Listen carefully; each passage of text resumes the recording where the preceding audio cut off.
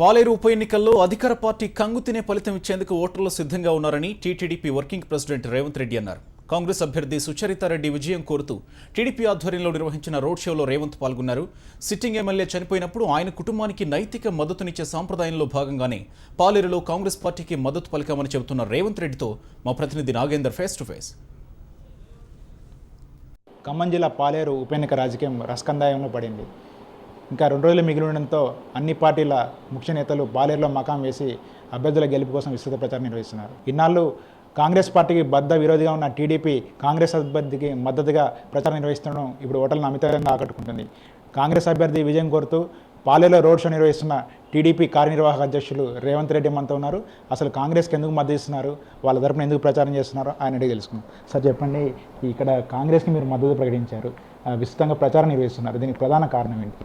ఇప్పుడు రాజకీయాలలో ఎన్నాళ్ళు బతికినామని కాదు, విలువలతో కూడుకున్న రాజకీయాలు చేస్తున్నామా లేదా అనేది ప్రధానమైన అంశం. మనం లక్ష్యాలు బ్రతకడానికి రాలే, కానీ ఉన్నంతకాలం విలువలను కాపాడాలి అనే 4 కాలాల పాటు రాజకీయ సాంప్రదాయాలను విలువలను కాపాడాలనే నేపథ్యంలో తెలుగుదేశం పార్టీ పనిచేస్తుంది.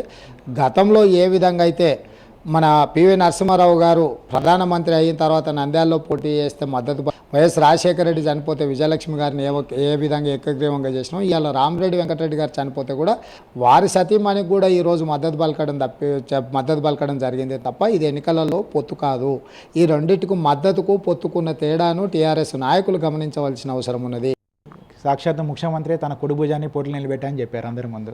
కేటీఆర్ గారేమో మంత్రి పదవికి రాజీనామా చేస్తే తుమ్మల ఓడిపోతే అంటున్నారు. దీన్ని మీరు ఎలా స్వీకరిస్తారు? ఇప్పుడు కేసీఆర్ గారు ఎప్పుడైతే తుమ్మల నా కుడి భుజం అన్నాడో, దిగజారుడు రాజకీయాలకు ఇది పరాకాష్ట.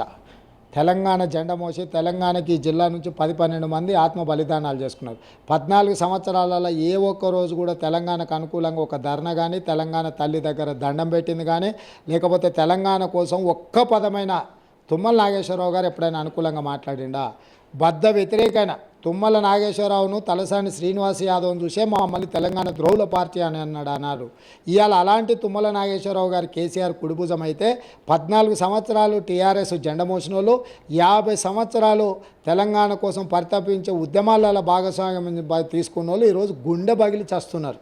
అంటే ఇంతకంటే దుర్మార్గము, అనైతికము ఇంకొకటి లేదు. తుమ్మల గెలవకపోతే తను రాజీనామా చేస్తా అంటున్నారు మంత్రి పదవికి, దీన్ని ఎలా స్వీకరిస్తారు? తుమ్మల నాగేశ్వరరావు గారు 100% గెలుస్తారని నమ్మకం ఉన్నప్పుడు శాసన మండలికి అదేవిధంగా మంత్రి పదవికి తుమ్మల గారు ఈరోజు రాజీనామా చేయాలి.